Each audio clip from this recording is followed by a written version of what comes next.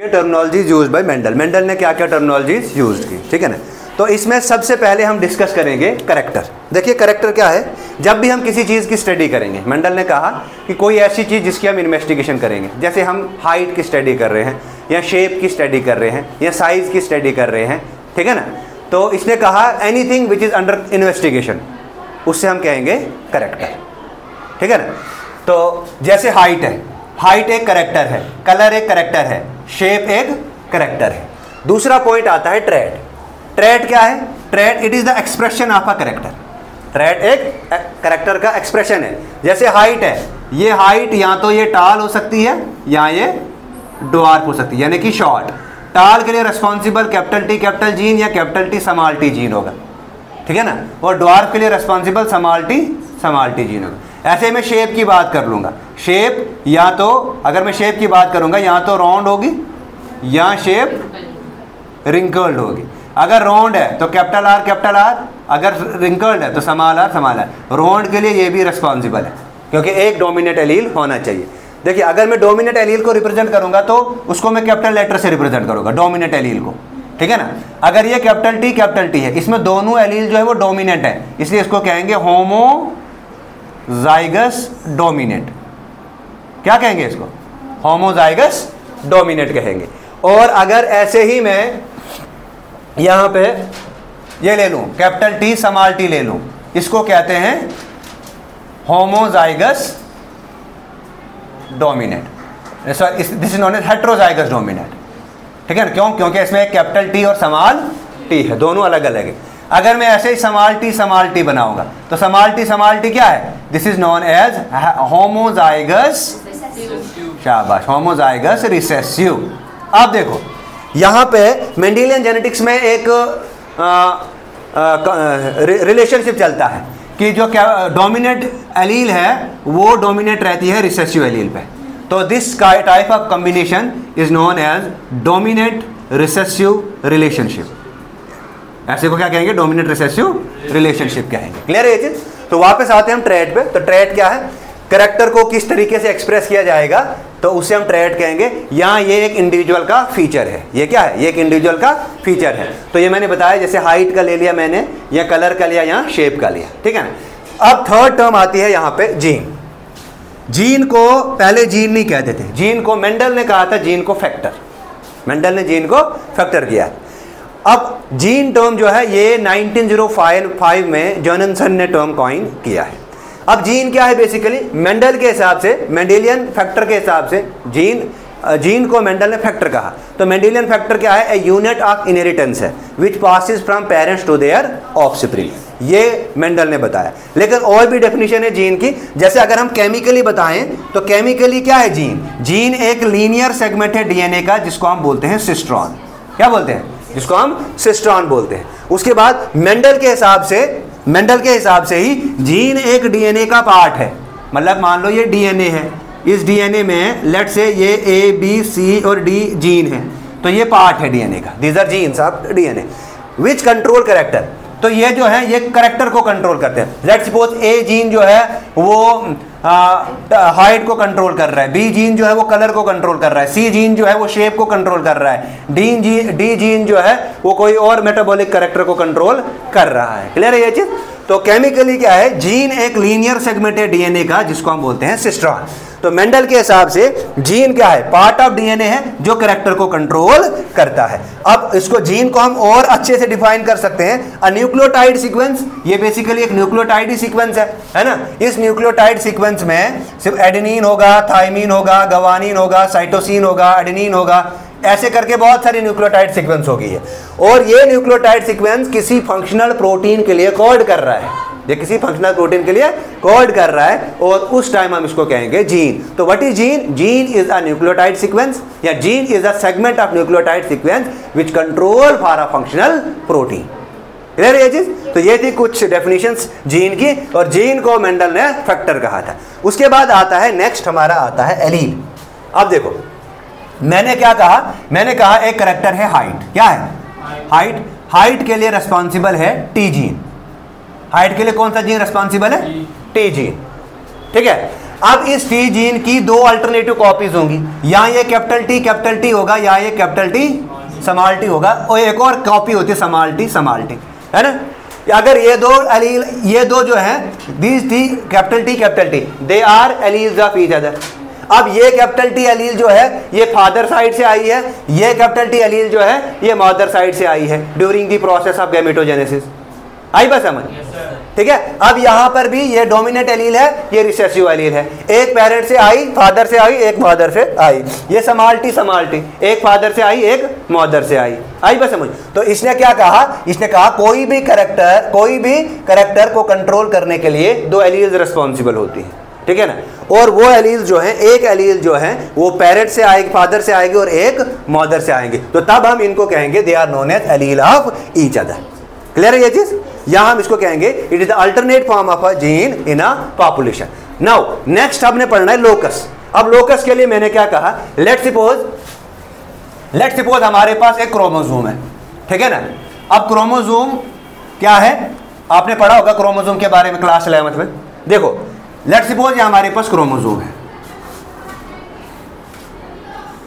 ठीक है, ये हमारे पास क्या है, क्रोमोसोम है, ठीक है। अब क्रोमोसोम की अगर मैं एक डिनोट करूं, एक एलील ले लूं इसकी, तो ये ऊपर वाली आर्म जो है इसको क्या बोलते हैं, पी आर्म। क्या बोलते हैं, छोटे वाली को बोलते हैं, नीचे वाली आर्म को बोलते हैं क्यू आर्म।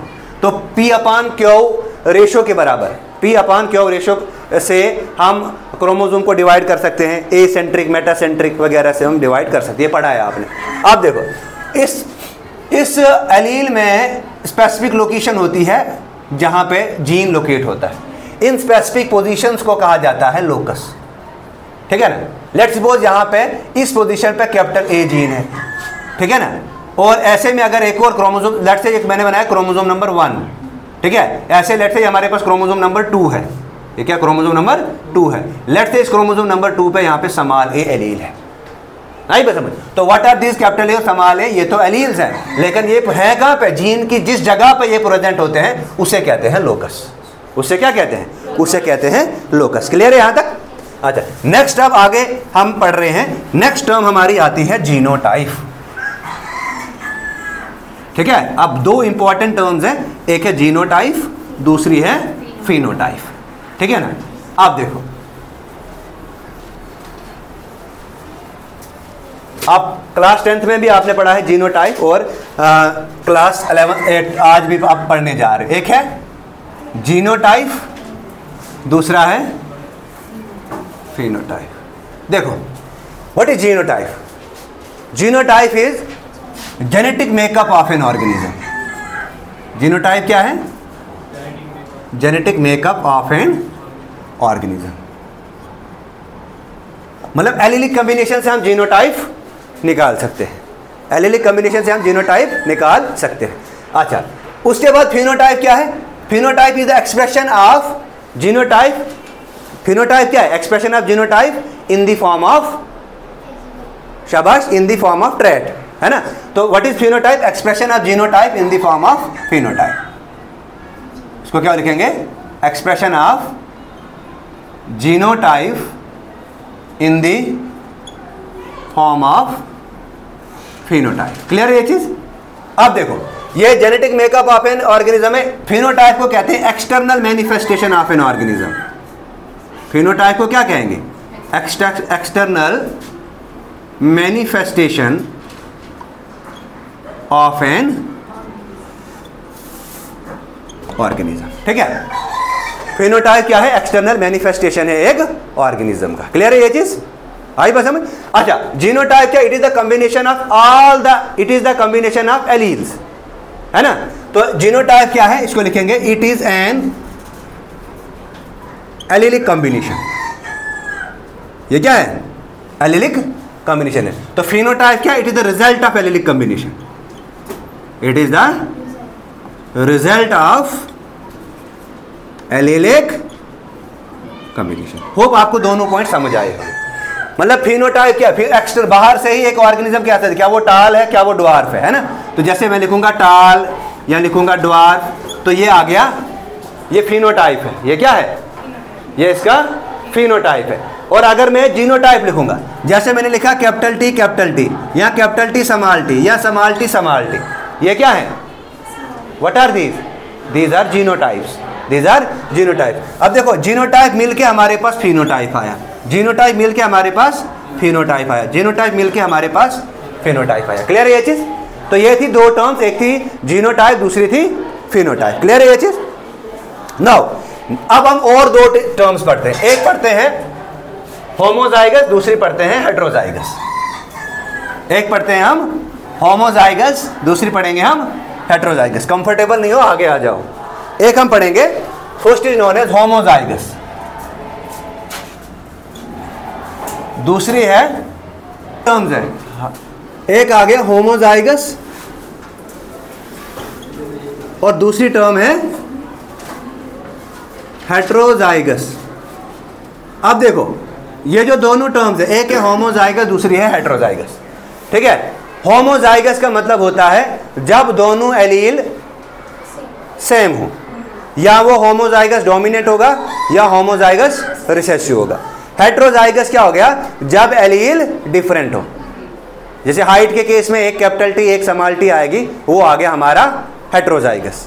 अगर कैपिटल टी है तो वो आ गया होमोजाइगस, लेकिन होमोजाइगस डोमिनेट। अगर capital T sorry small T आ गया तो वो आ गया होमोजाइगस रिसेसिव। तो व्हाट इज होमोजाइगस? होमोजाइगस क्या है? When both the genes responsible for a particular trait are identical, when both the genes responsible for a particular trait are identical, यानी कि ये क्या है? सेम है। जब दोनों एलील सेम होंगी, ठीक है ना, दे आर कॉल्ड होमोजाइगस। ठीक है ना, तो इन्हें क्या बोलेंगे? They are called homozygous. अब देखो इधर कंसंट्रेट करो। अब ये होमोजाइगस जो है ये दो तरह का होगा, या होगा ये होमोजाइगस डोमिनेंट, या होगा ये होमोजाइगस रिसेसिव। अब देखो होमोजाइगस डोमिनेंट मतलब दोनों एलील सेम होंगी लेकिन दोनों एलील डोमिनेंट होंगी। जैसे हाइट के केस में कैपिटल टी तो ये देगा टाल, क्या देगा? टाल। रिसेसिव के केस में स्मॉल टी और स्मॉल टी, ये देगा ड्वार्फ, ड्वार्फ बोले तो शॉर्ट। ठीक है यहां तक? ऐसे अगर हम हेट्रोजाइगस की बात करेंगे तो हेट्रोजाइगस क्या होता है? When both genes responsible for a particular trait are unidentical. इसको क्या लिखोगे? When both the genes responsible for a particular trait are unidentical or dissimilar, ठीक है ना, तो they are called हेट्रोजाइगस। अब देखिए हेट्रोजाइगस चाहे ये डोमिनेंट रिसेसिव नहीं होगा, हेट्रोजाइगस हेट्रोजाइगोट्स की फॉर्म में ही होगा, है ना। तो हेट्रोजाइगस की एग्जांपल आएगी कैपिटल टी और स्मॉल टी। देखो ये कैपिटल टी जो है ये डोमिनेंट एलील है, ये स्मॉल टी जो है ये रिसेसिव एलील है ना। तो यहाँ पे एक डोमिनेंट रिसेसिव रिलेशनशिप है।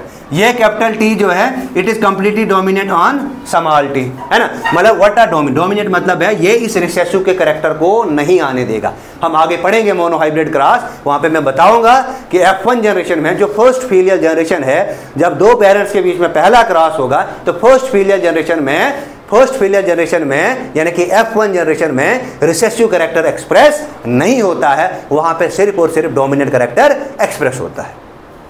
समझाइए आपको यहाँ तक? क्लियर है ये चीज? क्लियर है यहाँ तक? अच्छा नेक्स्ट पढ़े हम। देखो आप नेक्स्ट हमारा जो है एक और टर्म हमने पढ़नी है इसमें, उसके बाद हम आते हैं मोनोहाइब्रिड क्रॉस पे। ठीक है, ठीक है ना। अब देखो एक टर्म है जिसको कहते हैं जीनोम। ठीक है, जीनोम। देखो जीनोम, सबसे पहले स्टडी ऑफ जीनोम को हम क्या कहेंगे? स्टडी ऑफ जीनोम को हम कहते हैं जीनोमिक्स। स्टडी ऑफ जीनोम को हम क्या कहते हैं? स्टडी ऑफ जीनोम को हम कहेंगे जीनोमिक्स, ठीक है ना। ये क्या है? Complete set of chromosome in which different genes are responsible, है ना। जीनोम क्या है? कंप्लीट सेट ऑफ क्रोमोसोम है। It is the complete set of chromosome. Suppose करो मैंने लिया पी प्लांट, क्या लिया? P plant. पी प्लांट में जो क्रोमोसोम होता है वो 2n=7 होता है। अगर मैं ह्यूमन की बात करूं, ह्यूमन में क्रोमोसोम 2n=23 होता है ना। इसमें भी 22 और 1 पेयर। ये 1 पेयर को फीमेल XY है तो मेल। ये 22 जो है इन्हें हम कहते हैं एलोजोम, ठीक है ना, है ना। इन्हें हम सोमेटिक सेल भी कहते हैं। ये डिप्लॉयड ही रहेंगे, ये हैप्लॉयड नहीं होते हैं। लेकिन जब गैमेटोजेनेसिस होगा, जब गैमेटोजेनेसिस होगा, ठीक है ना, तो ये अपना गैमीट बनाएगा, ये भी अपना गैमीट बनाएगा। और जब इनकी फ्यूजन होगी, फर्टिलाइजेशन होगी तो XY बनेगा। ये इनकी फर्स्ट फीलियल जनरेशन बन गई, ठीक है ना। तो ये हम किस में स्टडी करते हैं? ये हम स्टडी करते हैं जीनोमिक्स में। ये हम किस में स्टडी करते हैं? ये हम स्टडी करते हैं जीनोमिक्स में, ठीक है ना। अच्छा, उसके बाद नेक्स्ट टर्म आती है जीन पूल। ये क्लियर है? कहना इरेज है। नेक्स्ट टर्म आती है, एक टर्म आती है जिसको हम बोलते हैं जीन पूल। देखिए, जीन पूल मतलब क्या होता है? एक पॉपुलेशन में, जीन पूल का क्या मतलब है? एक पॉपुलेशन में sum total of all the genes कितने प्रेजेंट है इन एन इनब्रीडिंग पॉपुलेशन। तो लिख लो इसको, it is the sum total of all the genes, it is the sum total of, it is the sum total of all the genes, ठीक है, present in an inbreeding population.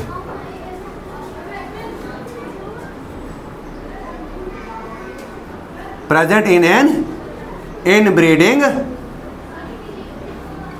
Population, इससे हम कहते हैं जीन पूल। क्या बोलते हैं इसको? क्लियर है ये चीज? तो एक पॉपुलेशन में कितने नंबर ऑफ जीन प्रेजेंट है, तो इससे कहेंगे हम जीन पूल। क्लियर है यहां तक? पक्का? पक्का ना? चलो जी, अब हम आगे बढ़े। हाँ जी, ठीक है यहां तक। अब हमने पढ़ना है next, that is monohybrid cross. करूं इरेज? देखो जी, अब हम आते हैं मेन क्रॉस पे। अब हमने पढ़ना है क्रॉसेस, ठीक है। देखो, जब तक ना हम क्रॉस, अब देखो, अगर मैं मेंडल की बात करूंगा, मेंडल एक मैथमेटिशियन थे। इन्होंने मैथमेटिकल फार्मूलाज दिए, ठीक है। जब भी इन्होंने रेशो निकाला, दो तरह के रेशो निकाले, एक निकाला फिनोटिपिक रेशो, दूसरा निकाला जीनोटिपिक रेशो। और ये जो फिनोटिपिक रेशो और जीनोटिपिक रेशो है, ये इन्होंने मैथमेटिकल कैलकुलेशंस की हैं, ठीक है ना। तो अब हम क्रॉसेस पढ़ेंगे और क्रॉसेस के साथ साथ हम प्रोबेबिलिटी को भी पढ़ेंगे। और प्रोबेबिलिटी में हम ये बताएंगे कि डोमिनेंट एलील का क्या इनका जो रेशो है वो कैसे रहेगा, जीनोटाइप रेशो क्या रहेगा और फिनोटाइप रेशो क्या रहेगा। तो अब हम स्टडी करते हैं पहला topic, that is monohybrid cross. क्या है अब? Monohybrid cross. देखो, अब हाइब्रिड क्या है? What is hybrid? देखो, यहां पे ये वर्ड ही बनता है hybrid. Hybrid is a result of fertilisation. Hybrid क्या है? It is a result of fertilisation. मतलब यहां पे फर्टिलाइजेशन हुआ होगा, फर्टिलाइजेशन बोलेंगे या फ्यूजन बोलेंगे। और मोनो मतलब सिंगल, मोनो मतलब सिंगल। तो what is monohybrid cross? It is a cross in which single character is considered. या हम इसको कैसे कहेंगे? It is a study of inheritance of single character, ठीक है ना। This cross is used to study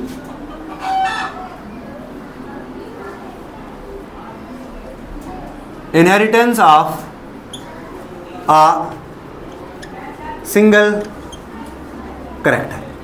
हम एक ही कैरेक्टर को स्टडी करेंगे, हम एक ही कैरेक्टर को स्टडी करेंगे।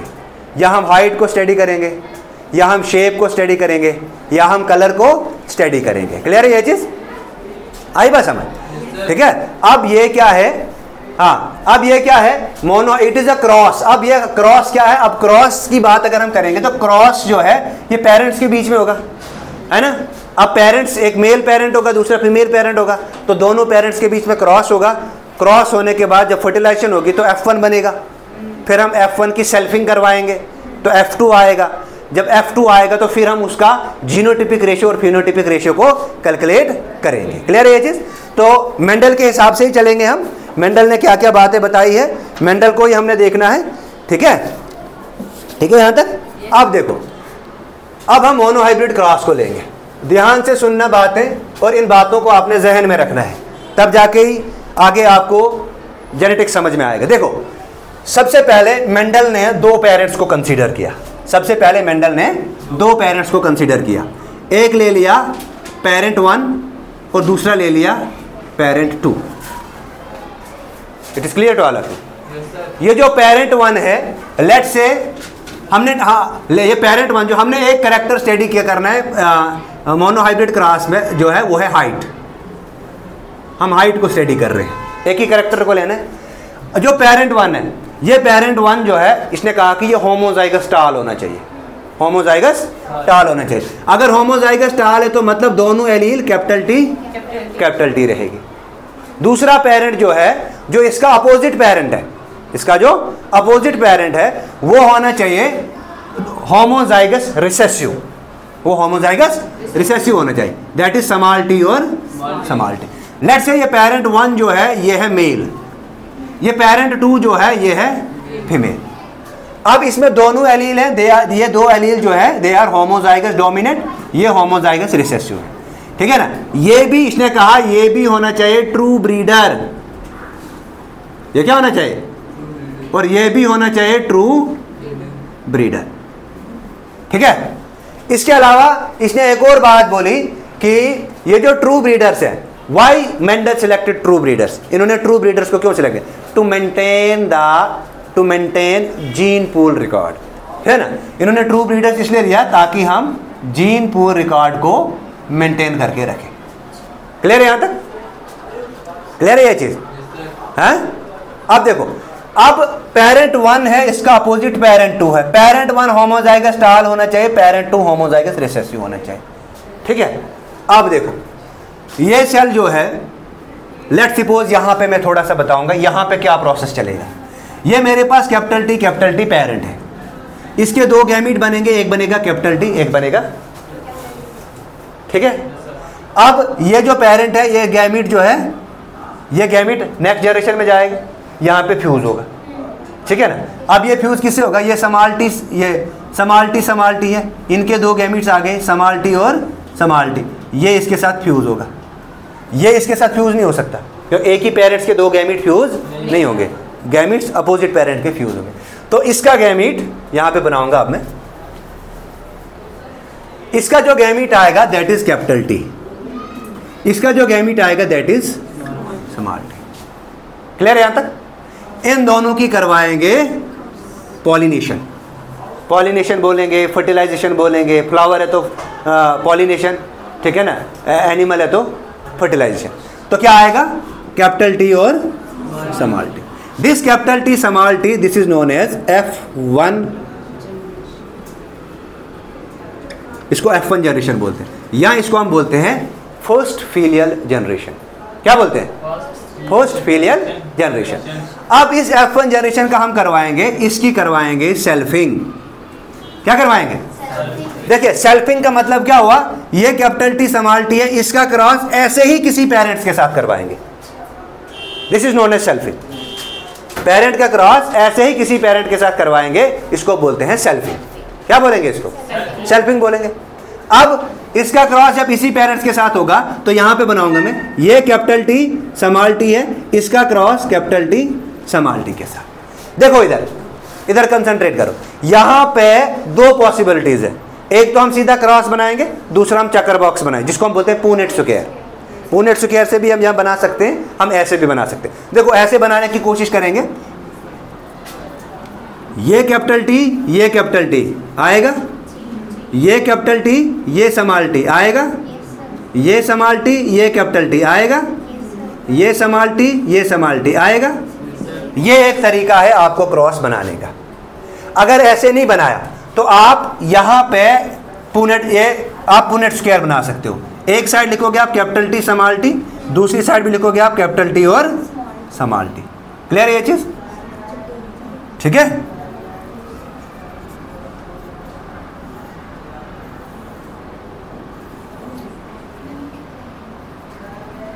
ठीक है ना। एक साइड लिखोगे आप कैपिटल टी, दूसरी साइड से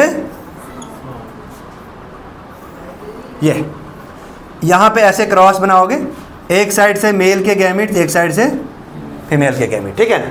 देखो यहां पे भी क्या आएगा, यहां पर भी आएगा को मिला के इसको और इसको अगर मिलाएंगे तो कैपिटल टी स्मॉल टी, इसको और इसके बीच में क्रॉस करेंगे तो कैपिटल टी स्मॉल टी, इसको और इसको स्मॉल टी और स्मॉल टी।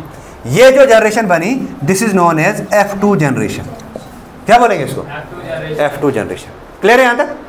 तो ये फर्स्ट फीलियल जनरेशन आ गई, हमारे पास सेकंड फीलियल जनरेशन आ गई। आप देखो ये जो F2 जनरेशन आई, यहां से हम क्या निकाल सकते हैं, यहां से हम इसका जीनोटाइप और फिनोटाइप निकाल सकते हैं, यानी कि यहां से हम जीनोटिपिक रेशो और फिनोटिपिक रेशो निकाल सकते हैं। देखो इधर, अगर सबसे पहले मैं देखूंगा जीनोटिपिक रेशो, कंसंट्रेट करो इधर, देखो जीनोटिपिक रेशो कैपिटल टी कितने हैं, कैपिटल टी स्मॉल टी कितने हैं, स्मॉल टी कितने हैं, ये रेशो मैंने बताना है। बताओ भाई कैपिटल टी कितना है? इस मोनोहाइब्रिड क्रॉस के बेस पे हम डिफरेंट क्रॉसेस पढ़ेंगे, जैसे reciprocal cross, back cross, test cross. ये क्रॉस क्यों किए जाते हैं? ये क्रॉस इसीलिए किए जाते हैं डोमिनेंट रिसेसिव रिलेशनशिप को शो करने के लिए। और ये जो एलील आया, ये जो डोमिनेंट कैरेक्टर आया, ये कहाँ से आया, फादर वाली साइड से आया कि मदर वाली साइड से आया? इसलिए तो सबसे पहले हम इसमें पढ़ेंगे रेसिप्रोकल क्रॉस। देखो क्रॉस है तो दैट मीन्स कि दो पेरेंट्स के बीच में होगा, ठीक है। अब रेसिप्रोकल का क्या मतलब है? देखो एक बात और नोट करनी है आपने, रेसिप्रोकल क्रॉस में both genotypic ratio and phenotypic ratio जो है वो सेम रहेगा। इसमें रेसिप्रोकल क्रॉस में जो जीनोटिपिक रेशो और फिनोटिपिक रेशो जो है वो सेम रहेगा, ठीक है। तो टॉपिक हमारा रहेगा अब रेसिप्रोकल क्रॉस। अब देखो रेसिप्रोकल क्रॉस क्या है? It is a cross between two parents, ये दो पेरेंट्स के बीच में क्रॉस है। अब यहां पे क्या है, इसमें एक चीज आपने याद रखनी है, इसमें phenotypic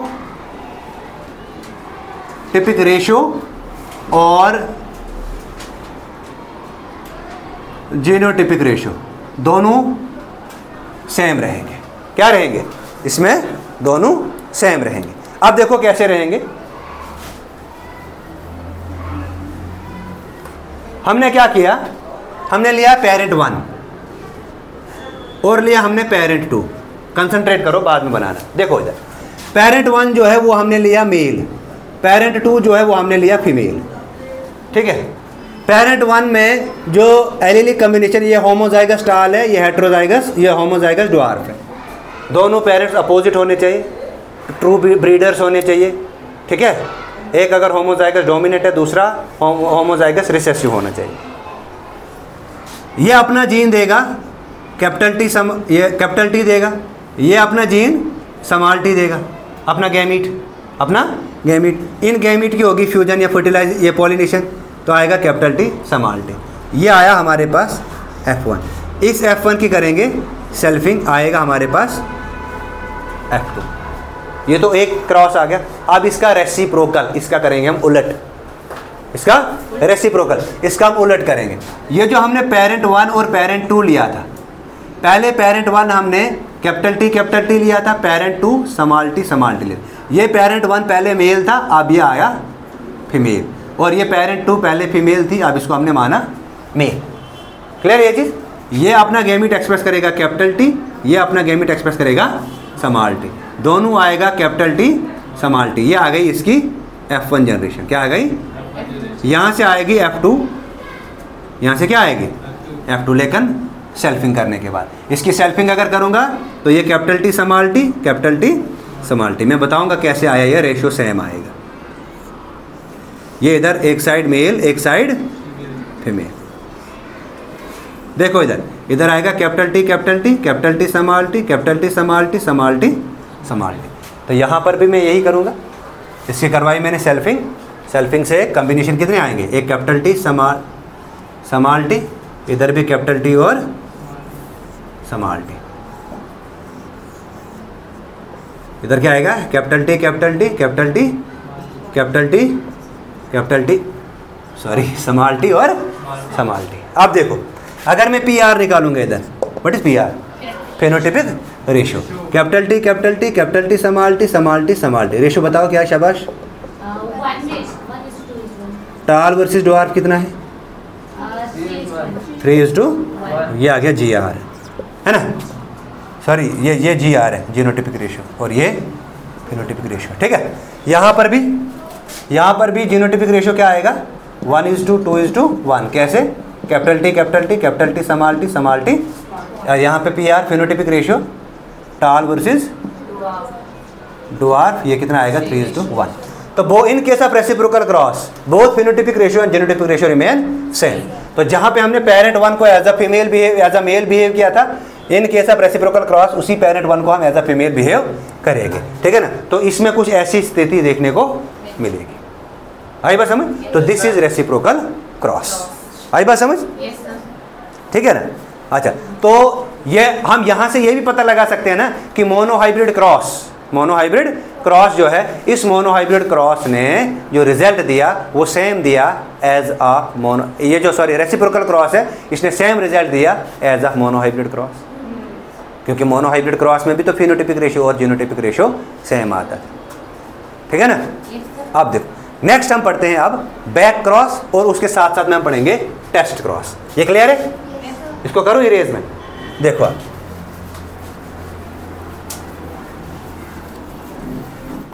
that is back cross.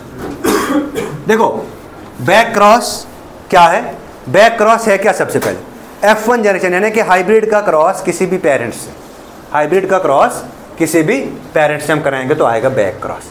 Hybrid क्या है हमारे पास, यानी कि F1 capital T small T, ठीक है ना। इस कैपिटल टी स्मॉल टी का क्रॉस हम या तो कैपिटल टी या हम स्मॉल टी के साथ करेंगे, तो उससे कहेंगे बैक क्रॉस, ठीक है ना। It is a cross between F1 generations, या it is a cross between F1 generations and that of parents, ठीक है ना। या हम F1 जनरेशन का क्रॉस उसके पेरेंट्स से करवाएंगे। देखो कैसे, सबसे पहले मैं पेरेंट्स लूँगा, ये मैंने पेरेंट लिया, ये मान लो हमारे पास मेल है, ये हमारे पास ये होमोजाइगस स्टाल होमोजाइगस रिसेसिव, ये अपना गैमीट देगा, ये भी अपना गैमीट देगा, ये आ गया F1, आ गया ना, ये F1 है ये वाला। इसका क्रॉस में सबसे पहले कैपिटल टी के साथ करवाऊंगा। देखो ये कैपिटल टी कितने गैमेट देगा, 2 देगा, ये कितने गैमेट देगा, 2 देगा, तो ये आ गया इसमें। अब मैं इसका पुनेट स्क्वायर बनाऊंगा, एक साइड कैपिटल टी दूसरा कैपिटल टी और स्मॉल टी, ठीक है।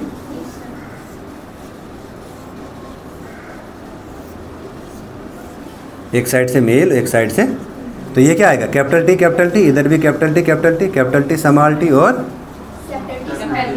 Capital T small T. देखो यहाँ पे 50% टाल बने, 50% डॉर्फ बने, यहाँ पे 50% होमोजाइगस टाल है और 50% हेटेरोजाइगस टाल है नहीं है, 50% होमोजाइगस टाल और 50% हेटेरोजाइगस टाल है। यहाँ पे तो कोई रिसेसिव आया ही नहीं ना आया, तो हाँ 50% टाल आ गया, तो 50% ये तो ये सॉरी यहाँ पे 100% टाल आएगा, यहाँ पे 100% टाल आएगा। इस 100% टाल में 50% होमोजाइगस टाल आएंगे और 50% हेटेरोजाइगस टाल आएंगे, ठीक है ये है ना।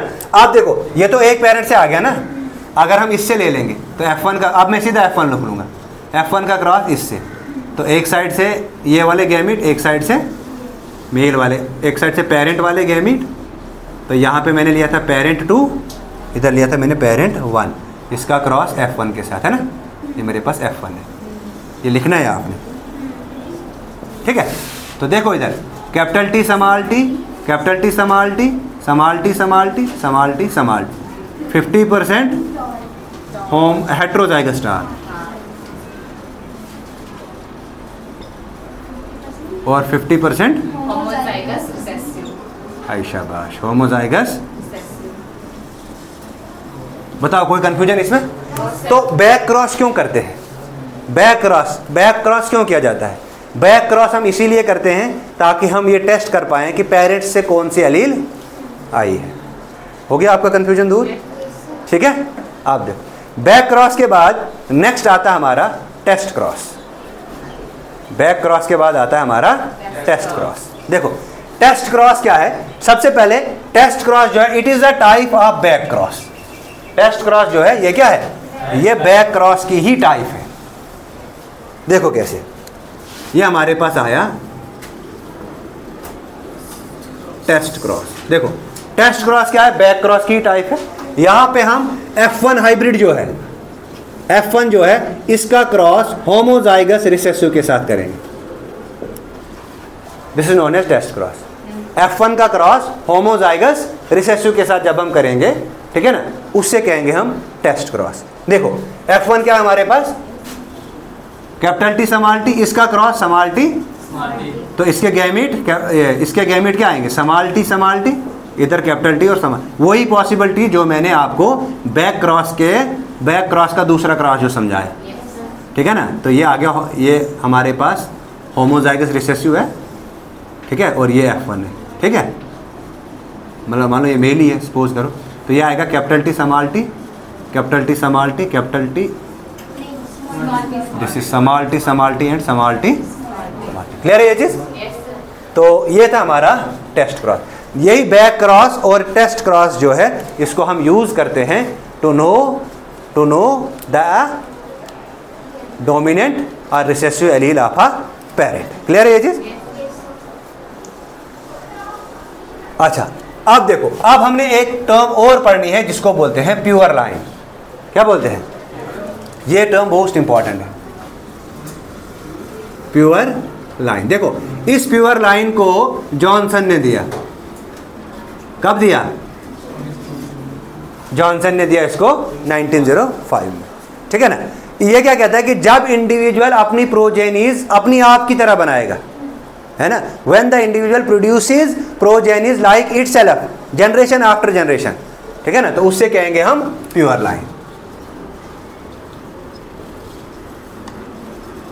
When an individual produces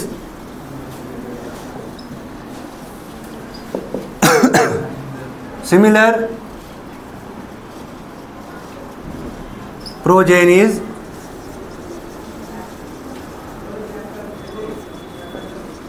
generation after generation, ठीक है ना, जब प्रोजेनी जनरेशन आफ्टर जनरेशन होगी तो it is said to be pure for the character. It is said to be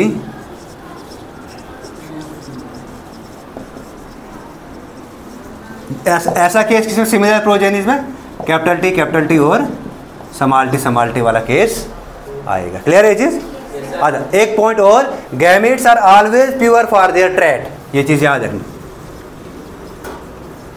gametes are always pure for their trait. Gametes जो हैं ये हमेशा के हमेशा क्या रहते हैं, प्योर रहते हैं अपने ट्रेड के लिए। क्लियर है ये चीज़। तो थैंक यू, ये था आज का टॉपिक्स जिसमें हमने डिस्कस किया मेंडल्स की टर्मिनोलॉजीज, और मेंडल की टर्मिनोलॉजीज के साथ साथ हमने मोनोहाइब्रिड क्रॉस पढ़ा, और मोनोहाइब्रिड के साथ साथ में डेरिवेशन कुछ डेरिवेटिव क्रॉसेस पढ़े जिसमें हमने रेसिप्रोकल क्रॉस को डिस्कस किया, टेस्ट क्रॉस को डिस्कस किया, और साथ साथ में हमने बैक क्रॉस को डिस्कस किया।